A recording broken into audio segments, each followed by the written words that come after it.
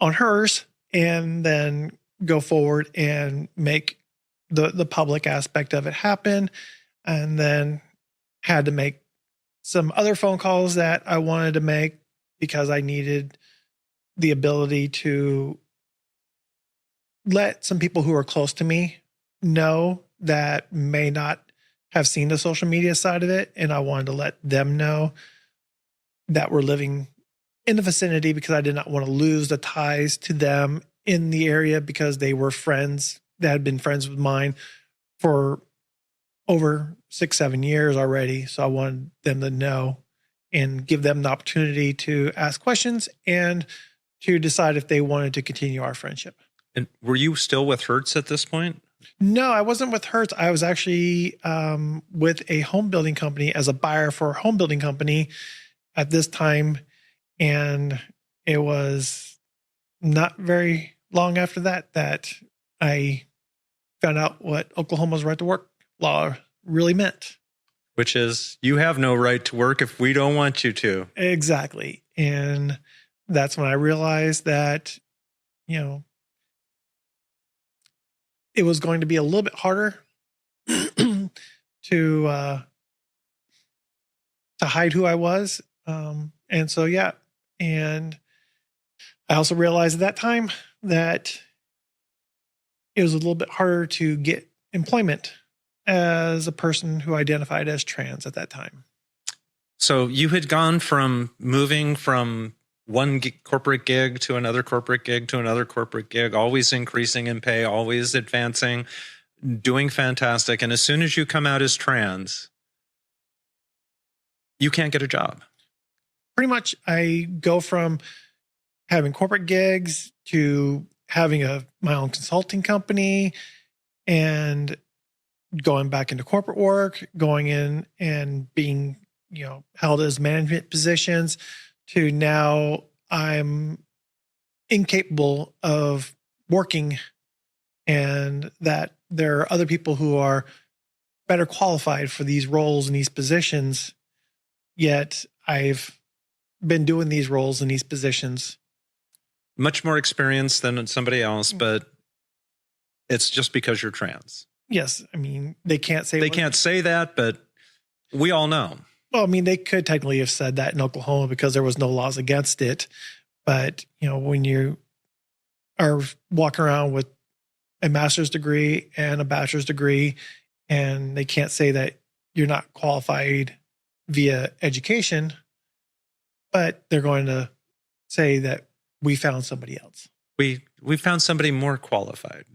We found somebody who's a better fit. Yeah, we're going a different direction. All that kind of fun stuff. Yeah, and so going through the divorce, losing your job, you lost everything. Yes, I literally lost everything. I lost the house. I lost my savings.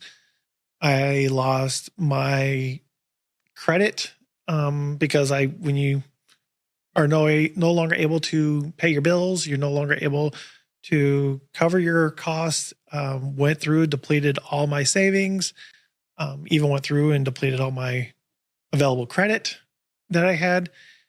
I pretty much became homeless, and I became that person who had to move back in with their parents, which at the time they were living down in kind of like Central Texas. And so I think that's about the time I started really getting to know you. And then I found out you were coming back to California. Yes, I was going to be moving back to California.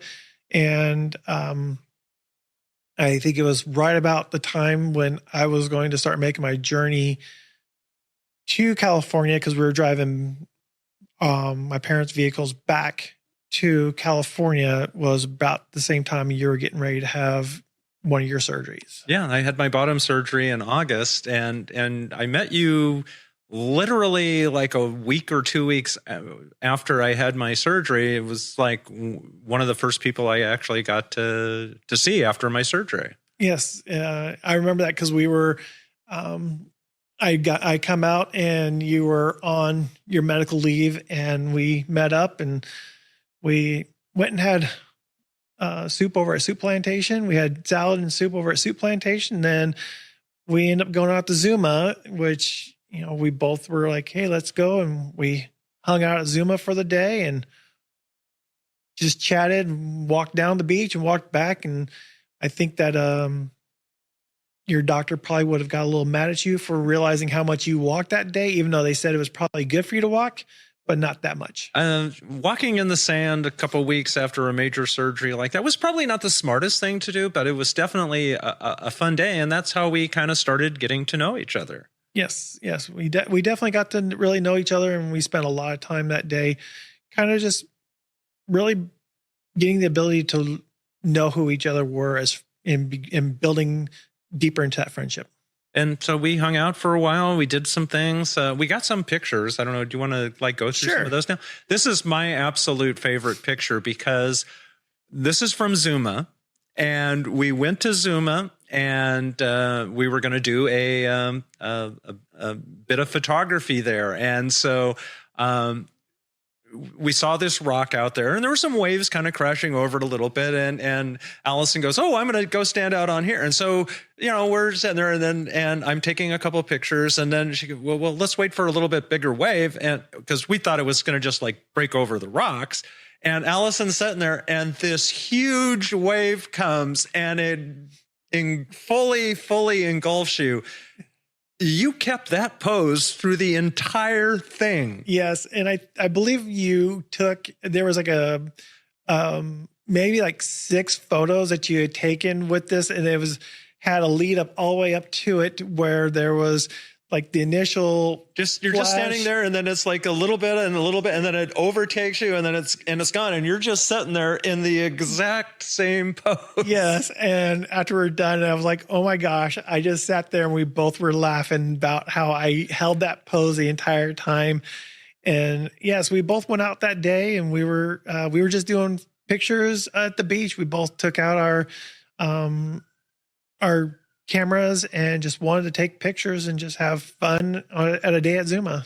And so that was it. And then I've been with you throughout pretty much every surgery that you've had, I think, at least transition related. Oh, you weren't there with the first one, which was my top surgery. But after the top surgery, which this was my second one, probably the most mentally, the biggest mentally struggling surgery I had, which was my facial surgery. Yeah, that was pretty intense. And you have your stuffed animal Gemma with you, who Gemma has gone through every single one of your surgeries. Yes, every one of my transition related surgeries, and she's even been through non-transition related surgeries, rotator cuff surgery, and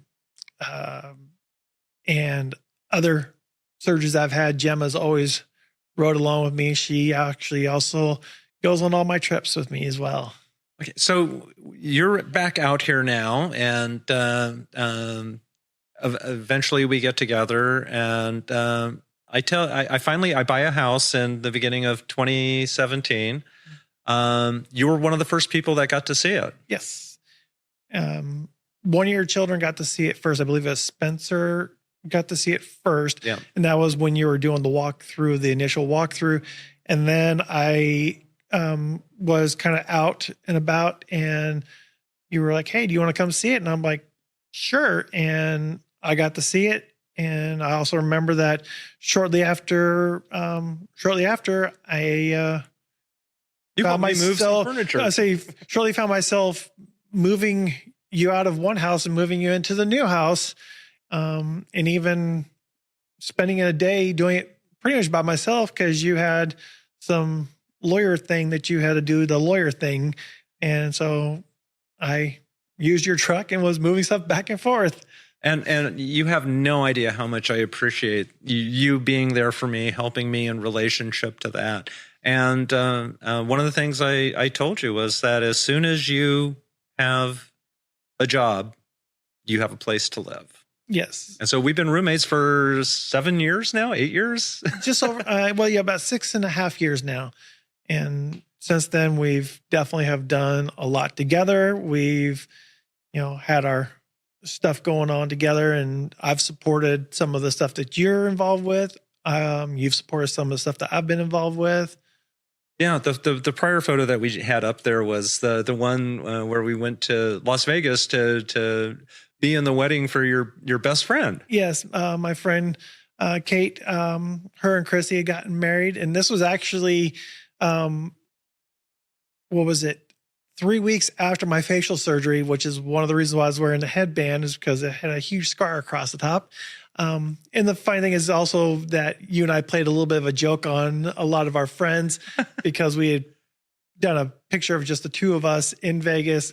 You holding the bouquet and saying something's going down in Vegas. Yep. And everybody thought that you and I were getting married, but it's actually my really, really good friend, Christy, or Kate and Christy, and they got married.